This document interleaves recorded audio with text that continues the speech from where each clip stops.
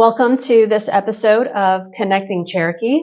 I'm Amber Holcomb, Realtor with Atlanta Communities, and today's guest is Mr. Randy Beck with Beckshot, a video and photo production company here in Woodstock. So, welcome, Randy. Thank you. All Glad right. to be with you. So, define that for us. What is a video and photo production company? What do you do? So you have people out there that do photos, like photographers, and you have videographers that do camera work and drone work and things like that. But what I do is a little more in the marketing world. So I operate a little bit like an agency, and I have multiple camera people that I can bring in, or multiple kinds of crew people that I can bring in to support a production. And so we can do anything from a normal, like a social media video type of campaign, all the way up to big corporate work, training videos and series and documentaries and things like that. Wow. Okay. Well, you have a very impressive background. A former naval officer on SEAL teams as a surface warfare officer and an assault craft commander. Yes. All right. And then you've been involved in managing some pretty large residential and commercial real estate projects in New York. And you currently have an Airbnb in Atlanta. I'm excited about that. Yeah. And you recently published a book called Smart Marketing for Smart Atlanta Agents. Right. And that is where you help agents use better marketing to get noticed for more sales. So doing a lot of stuff. That's great. So you also are a licensed real estate broker. Yes. Hey, what is your favorite niche of real estate? Well, I guess I would say that multifamily's always been sort of a sweet spot for me. Like I really like well-designed apartment buildings and complexes, and condos kind of fit into that as well. In New York, everything you do is mixed use, so it has retail and office components as well as housing and that sort of thing. But I've just sort of liked multifamily for the bulk of what I've done. It's been an interesting world. Okay. I can see why. Yeah. The thing that appeals to me about any kind of real estate is the design angle, right? When it comes to the idea of how do you put a building together and make it fit on its site, site planning, landscape architecture, the design, the architecture and engineering of a building, those are the things that really grab my interest. Because if you take a Navy ship, where I started out in the Navy, and you turn it up on its end, what you have is a high-rise building. Right? All the same services are there that would have to be in a building. Okay. And so I got really familiar sort of with that technology and that sort of design approach. And so where you might not think it's a fit to go from that world to the commercial real estate world is actually a pretty good fit. Interesting. And so that was sort of what led me into it. And so no matter where I'm operating in real estate, I'm really interested in sort of the design and operation angle. Well, there's a lot of thought and a lot of intention that has to go behind how you put it all together. Yeah. So, and it can be done well or. And I've been involved at every angle of that, every level of that equation, right? From site selection and planning and doing the land development all the way up through the construction, leasing and sale of properties, right? So I've developed a wide vocabulary, a range of ideas and expertise in the commercial real estate world. Yeah. So you draw on all of that experience when you're sitting down and you are formulating your plan for videoing and taking pictures of real estate listings and actually speaking of listings, there was, I don't know if this was for sale, but it's certainly on Airbnb now. But it was the house in Marietta that was used for the Cobra Kai Netflix series. Yeah. Can you tell us a bit about that? So that was a fun project. What happened there is originally so let me back up. Cobra Kai is filmed mainly in the Atlanta area, even though it's set in California. They only do a few locations out in California. So the dealer that he works at, that Danny owns, is somewhere down in South Atlanta somewhere. The house that he lives in is in Marietta. It's a big Mediterranean style mansion over there. And it's an old world house. It sort of fits the idea that he's living like the old Japanese style, right? So it's a lifestyle house. If you were to live in it, you would have to adapt yourself to it. It's really unique. Hacienda type floor plan where it goes around a courtyard, and the courtyard has an atrium roof over it. And it has a little running water stream through the middle, a little waterfall. It's very zen. So what happened was the series crew as they worked in this, they discovered that this house is very hard to light, and they had to use a lot of scrims and curtains and different light control methods to shoot in there the way they wanted to. And that got to be problematic. So what they ultimately wound up doing was they reproduced those interiors in a soundstage. And then they started filming the interiors in a soundstage. So all they did with this house now was the exteriors. And so, of course, the owners aren't getting, the revenue they used to get. Yeah. So what they decided to do was sell the house, and ultimately they sold it into a new partnership, an LLC, and they decided to run it as a high-end B&B. So this is where my friend, Ralph, the Airbnb manager, enters in. He got the contract to be their manager for them. He's a property manager for Airbnb type sites with iTrip, and that's in his territory. So he called me and said, I have a good, exciting project coming up, and we discussed it. And obviously we have to do video for that one, right? Yeah. And so I got to go in and shoot the marketing video for that in that house and kind of express the lifestyle there with the pool and the big fancy bathrooms and all the things that were really unique about this house. And the video and photos that I did there were actually picked up and run on TMZ. Awesome. Yeah. Awesome. It was very fun. Right. Well, so that was obviously a really cool project. Mm-hmm. What has been another one of your favorites that you've worked on? A similar project, a big barn-style architect-built house out towards Athens. The lady that owned it is an interior designer, and she had done a really spectacular job of outfitting this house.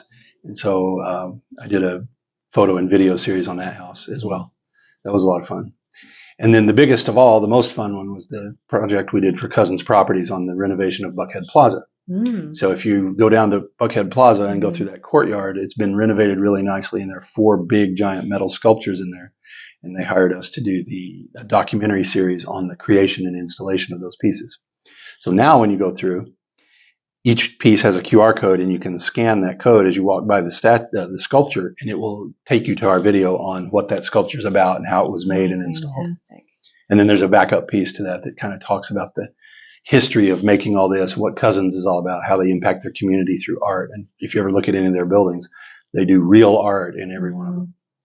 So where can someone find like a portfolio of videos, photography that you've done? My website has a lot of video and a lot of photos on it. It's beckshot.com. Beckshot.com? Yep. Okay.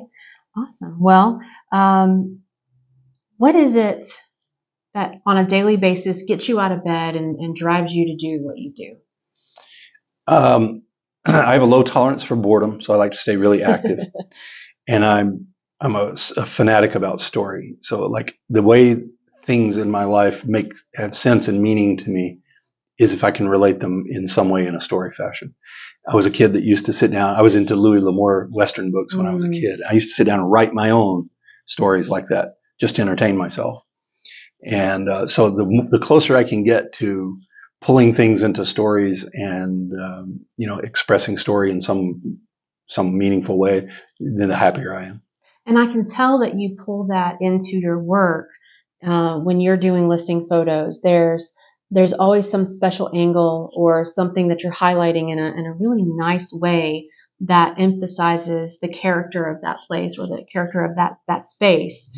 So yeah, I mean, you do a wonderful job. Well, every building has its own story, right? There's something about it. It evokes some sort of story.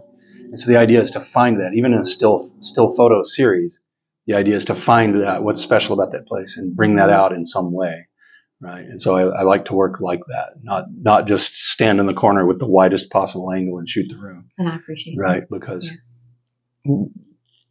we've all seen closets that look like football fields, but then when we walk into the listing, it's like, that's not what I thought I was getting into, And so we want to avoid that. Yeah. So, and you've done photography for me for listings, and that has worked out really well. They always come out beautiful.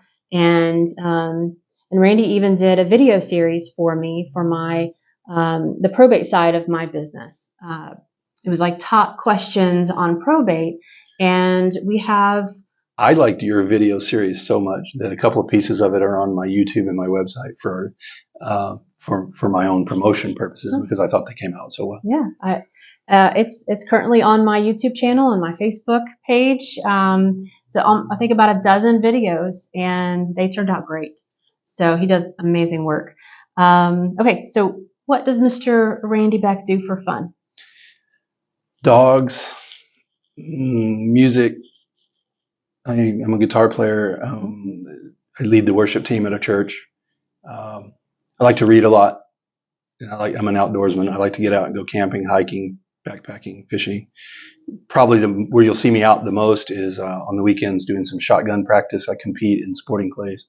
Awesome. And that takes a certain amount of time to stay really good. So it gets a lot of attention. I'm actually going backpacking tomorrow. Great. I've been doing that with my troop, my son's Boy Scout troop. Right. We're actually doing a really long hike this summer, and we've been doing practice hikes leading up to it. So tomorrow's one of those, and I've got my 40-pound backpack and all the essentials and all of that. So yeah. 40 pounds is pretty heavy by today's standards. So you haven't discovered minimalism in backpacking yet. It's expensive. It's very pricey. Yes, it is. Where are you going? We're just going to do Pine Mountain towards Cartersville. But our big hike is going to be Philmont Scout Ranch in New Mexico. My great aunt and uncle work at Philmont every year. Love that. So if you're there at the same time they are there, I'll make sure you get connected. Okay. Yeah, we're doing a 12-day trek. Going to cover 60 miles as the base trek, and we're probably going to do closer to 100. My favorite scout camp was actually not Philmont, although Philmont's a great one. But near Philmont, there's a place called Tres Ritos. You go south out of Philmont and take the highway around the end of the mountain range there and up into the mountains towards Angel Fire Ski Area and towards it goes up and it kind of splits in between Santa Fe and Taos. And on that road, there's a scout camp called Tres Ritos nestled right in at the base of the mountains. And man, is that a beautiful place. I will put that on my list of future places to visit. Okay, so what is something, and we're going to wrap this up here. So what is something most people don't know about Randy? Let's just list a few little bullet points. The colors in my company logo are the same colors as in the family coat of arms. I'm very nearly ambidextrous in some ways. I can write with both hands and shoot with both hands, that sort of thing. Okay. I used to spend summers with my uncle in Texas going around doing calf roping and rodeo stuff because he was a national champion roper. Really? He kind of pulled me under his wing and taught me that stuff. And that was a lot of fun. That's great. Cowboy at heart, let's say. Cowboy at heart. Okay. All right. Well, so the last question is going to be, how do you want to be remembered?